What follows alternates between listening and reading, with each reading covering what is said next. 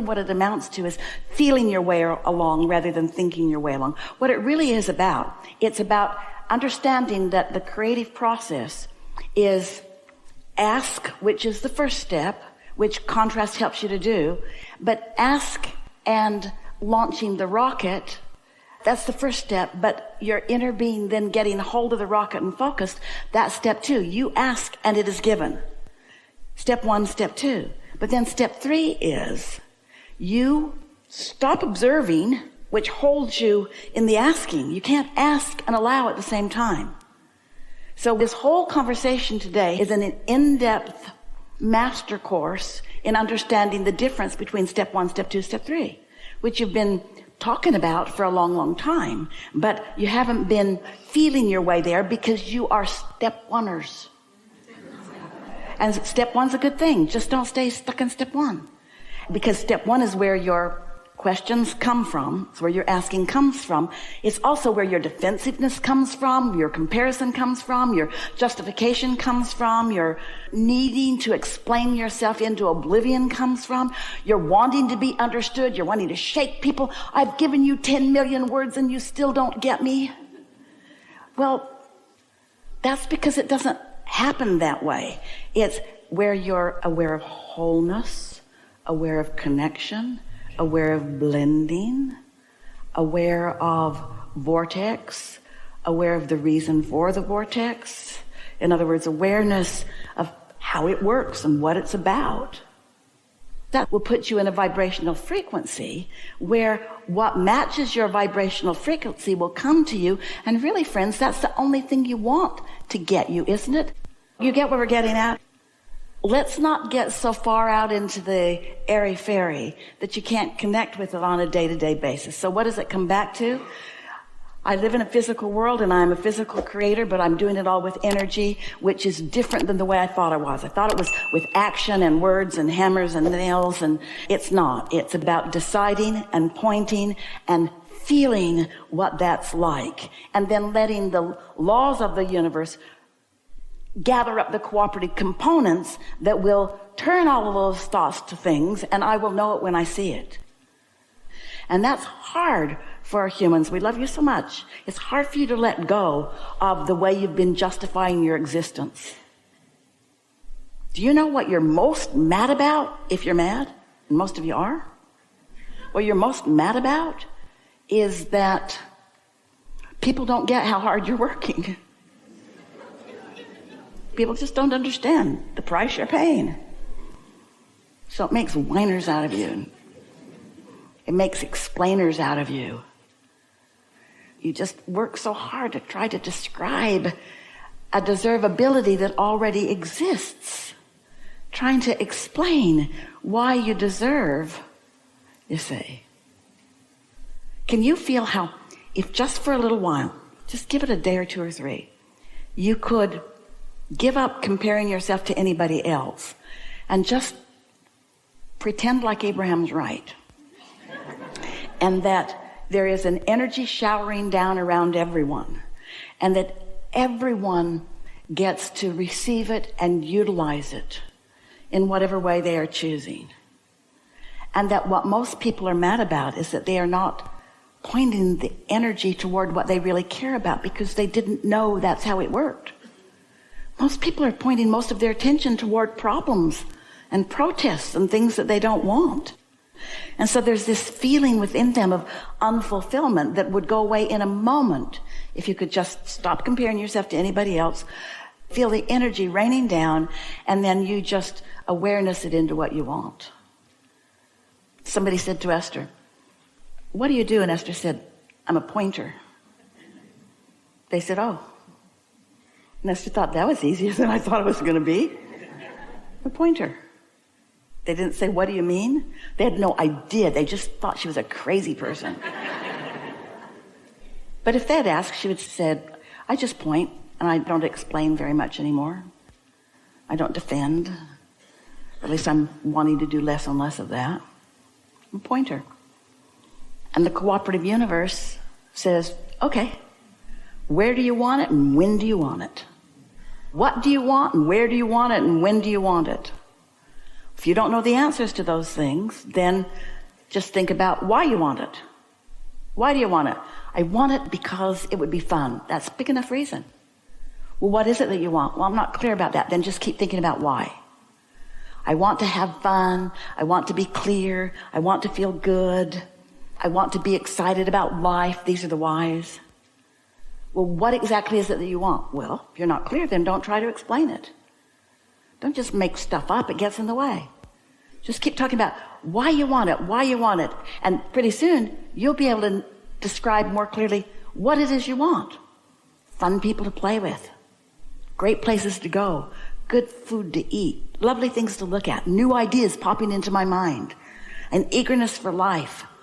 Cooperative components coming to me. Me picking things out of their mind and them picking things out of my mind, so much so that we know that without it being both of us, there could not have been that engagement that created that thing before. If you are deliberate about feeling good before you engage, then they can't call anything from you that isn't active. So they always benefit. So it's like being deliberate about your awareness of wonderfulness. Then they can't get anything less than wonderfulness from you because it just isn't active in the moment, so therefore it doesn't exist for them to pick up on. And you are then only able to evoke what they consider to be the best of them. And that word engagement, what a good word that is. That's co-creating at its best. Deliberate engagement.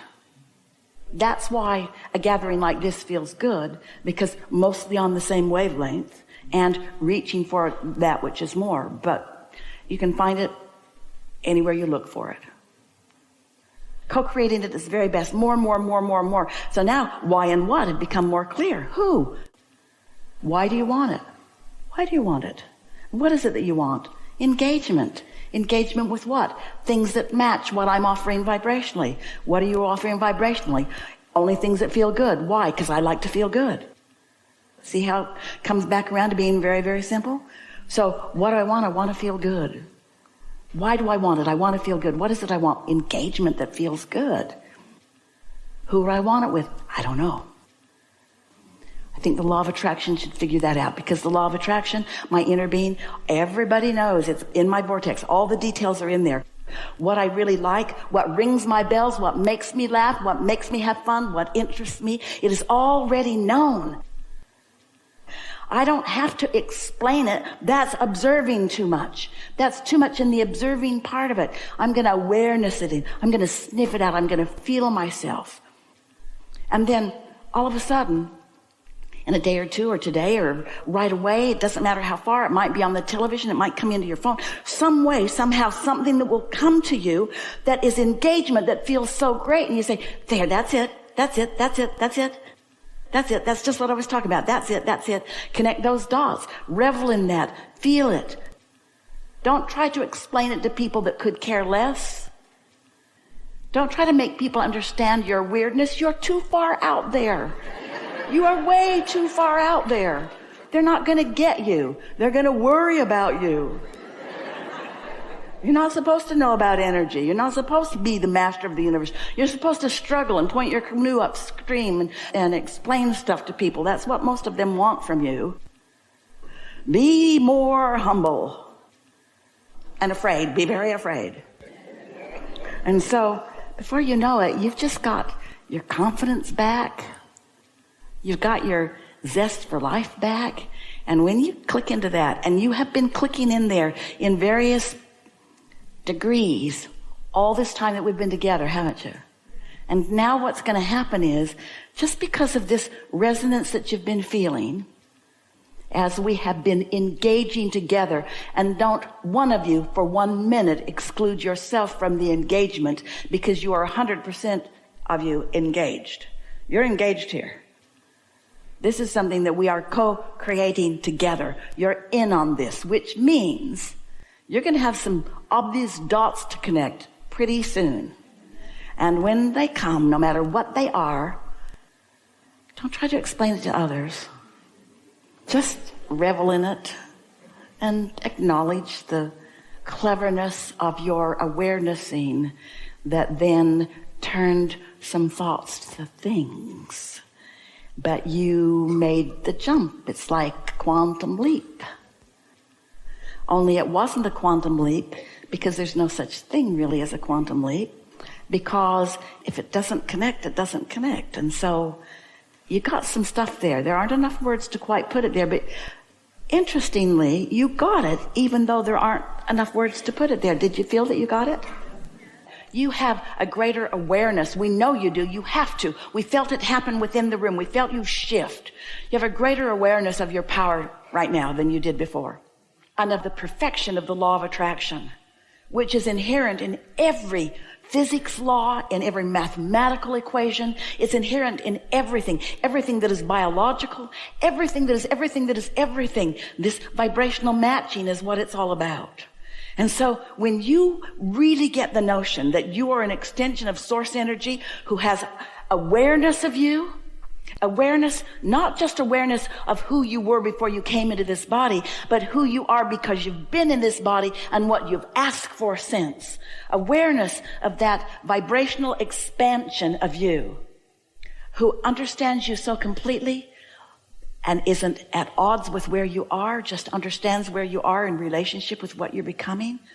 Oh, talk about ease. That's ease. That's the ease that you're looking for. That realization that I'm okay where I am, and it's even logical that I am here, and having lived what I've lived has caused this to all happen, and now nothing less than that will do. That's why you feel impatient. But if you think you're going to make it happen through determination or demands of others, that's a hard way to go about it, and it produces paltry, puny results. But when you master your alignment with this energy that creates worlds, and you become this worthy feeling pointer that is called by the love that is truly who you are, then no matter what the situation is, you cannot get it wrong.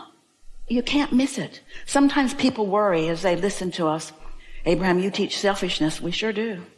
Because you only have the perspective of self. Abraham, you teach a sort of invincibility. Shouldn't we be more humble? Invincibility is who you are. You didn't say, I'll go and let earth beat me up, and then I'll croak, and then I'll go do it again. And if I get beaten up enough, I'll know what to avoid. You said, I'll go and I'll choose, because you knew your power of choice and the thrill of focusing, in the thrill of engaging with this source energy. You aren't making your way to enlightenment. You are enlightenment. You're not making your way to worthiness. You are worthy. You're not proving yourself to someone who is good while you're not. You are that goodness, you see. And the rub is, everybody else is too. And sometimes humans' comparative minds don't want to match that quite up like that. Awarenessing. I heard this, but I felt it. I felt some control on me that I've never felt before and that I don't prefer. Think of your relationship with your inner being, how your inner being is with you. Your inner being doesn't pity you or make up ground for you or focus with you in the problem. Your inner being stays solution-oriented and wanted-oriented and focused toward where you are asking to be. And so you learn, once you get the hang of this and you want to feel good, you figure it out that going with the flow of what feels good is empowerment. Yeah.